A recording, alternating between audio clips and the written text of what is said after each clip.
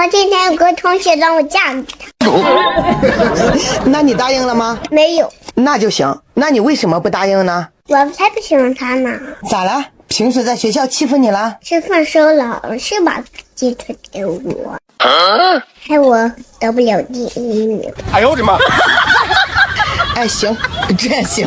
哎，咱说真的，贝贝，如果你长大了以后自己谈了个男朋友，妈妈不同意，你怎么办？那就换个呗。哎呀，这么好，贝贝这是长大懂事了，知道心疼妈妈啦。我闺女真乖呀。你想多了是说换个妈。